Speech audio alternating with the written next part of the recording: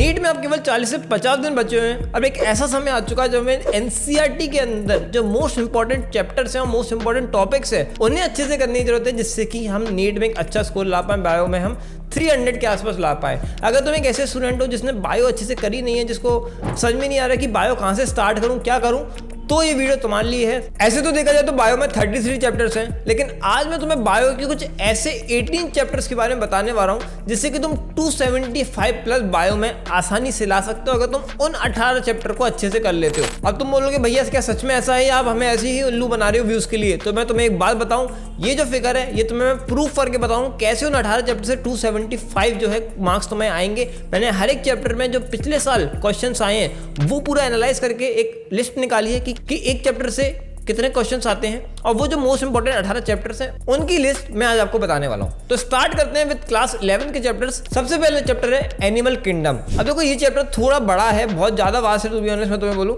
लेकिन अगर तुम एनसीईआरटी पे स्टिक रहोगे तो तुम्हें ठीक ठाक लगेगा। इस चैप्टर से हर साल 4 क्वेश्चन के आसपास आते हैं, कभी कभी लेकिन 3 भी आते हैं, ठीक है। तो इतना बड़ा भी नहीं है, लेकिन चूंकि अब क्या है कि चैप्टर्स कम हो गए हैं एनसीईआरटी के अंदर, तो अब बाकी चैप्टर से कहीं ना कहीं क्वेश्चंस के नंबर बढ़ने की चांसेस हैं। और ऐसे में animal kingdom is one of the chapter out of the 4 living world वाले पूरे यूनिट से जो मुझे लगता है जिसमें से भी एक अच्छा वेटेज से क्वेश्चंस आएंगे। इसके बाद आता है सेल। तो तुम बोलोगे भैया बाकी के चैप्टर्स आपने क्यों नहीं लिए? क्योंकि बाकी के चैप्टर जो 11th क्लास के स्टार्टिंग के हैं वो बहुत बड़े बड़े हैं एंड उनसे क्वेश्चंस इतने आते नहीं है, तो it is not feasible to study them right now अगर तुम बिल्कुल जीरो से स्टार्ट कर रहे हो।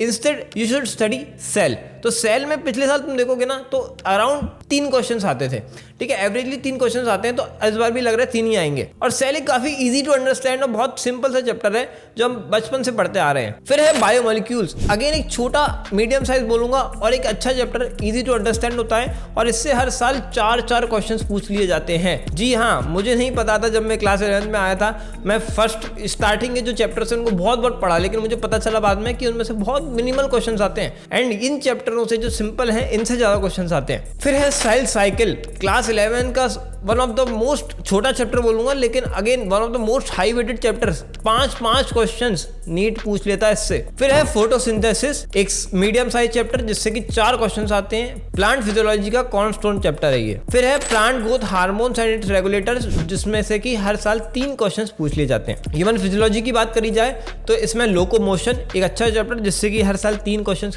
पूछे जाते हैं, और न्यूरल कंट्रोल एंड कोऑर्डिनेशन जिससे कि 2 क्वेश्चंस पूछे जाते हैं। अगर तुम इन 8 चैप्टर को ऐड करोगे तो ये टोटल जो क्वेश्चंस इसमें से पूछे जाते हैं वो है 28। इसके बाद आते हैं 12th के ऊपर। तो 12th में जो स्टार्टिंग से अगर हम देखें तो ह्यूमन रिप्रोडक्शन एक काफी अच्छा चैप्टर है और जो कि पूछा जाता है, 3 क्वेश्चंस हर साल इससे पूछे जाते हैं। फिर रिप्रोडक्टिव हेल्थ एक छोटू सा चैप्टर, लेकिन अगेन ह्यूमन रिप्रोडक्शन जितना ये जो है वेटेज रखता है, 3 क्वेश्चंस हर साल इससे भी आते हैं। फिर आता है जो पूरे नीट का सबसे ज्यादा वेटेज वाला पोर्शन है वो है इनहेरिटेंस ऑफ मॉलिक्यूलर बेसिस।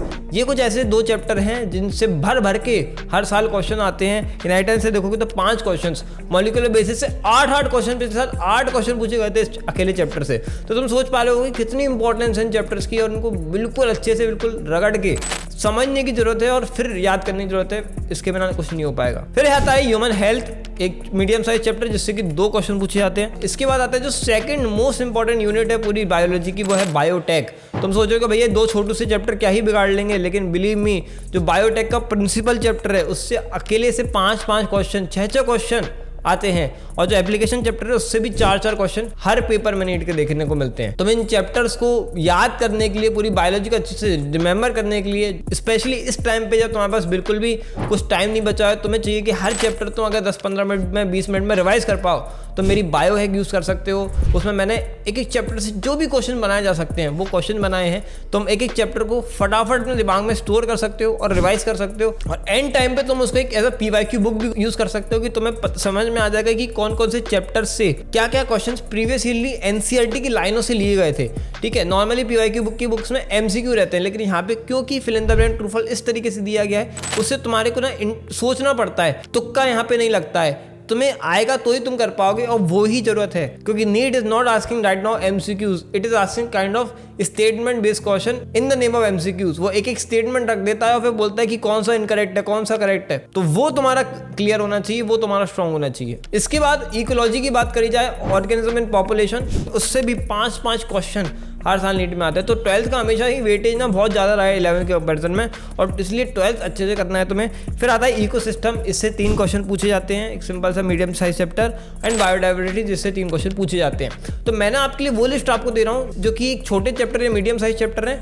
और उनसे खूब भर भर के क्वेश्चन पूछे जाते हैं। तुम अगर देखोगे तो इस सारे क्वेश्चन को तुम अगर ऐड करोगे 41 क्वेश्चन है जो 10 चैप्टर ऑफ 12 से पूछे गए हैं। टोटल अगर तुम ऐड करोगे कि जो भी मैंने तुम्हें चैप्टर्स बताए उनसे प्रीवियस ईयरली में कितने क्वेश्चन पूछे गए हैं, तो टोटल होते हैं 69, मतलब 69 to 4 मतलब 275 मार्क्स आप केवल इन 18 चैप्टर को करके कर सकते हो। ये प्रीवियस ईयर से मैंने अच्छे से एनालाइज करके निकाला है। प्रीवियस ईयर के कोई भी पेपर खोल के देखना, आप इन 18 चैप्टर्स के क्वेश्चन को ऐड करके देखना, आप 275 स्कोर कर रहे होगे।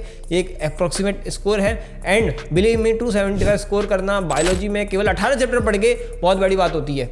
बाकी चैप्टर भी हमें पढ़ना है, बिल्कुल इग्नोर नहीं मानना है, नहीं तो आप डॉक्टर नहीं बन सकते, लेकिन इन 18 चैप्टर को बहुत अच्छे से करना है अपने को। अगर आपके पास बिल्कुल भी टाइम नहीं है बाकी चैप्टर्स पढ़ने का, तो आप केवल मेरी बायो हैक से बाकी चैप्टर पढ़ के फटाफट आधे घंटे में 20 मिनट में उन चैप्टर्स को कवर करके खत्म कर सकते हो और याद कर सकते हो। क्योंकि अल्टीमेटली किताबों में क्या लिखा है उससे कोई मतलब नहीं है, तुम्हारे दिमाग में सब कुछ स्टोर होना चाहिए, और वो बायो हैक का काम है। इसी के साथ मिलते हैं किसी और वीडियो में, तब तक के लिए लगे रहो, मचाते रहो। Bye bye, all the best.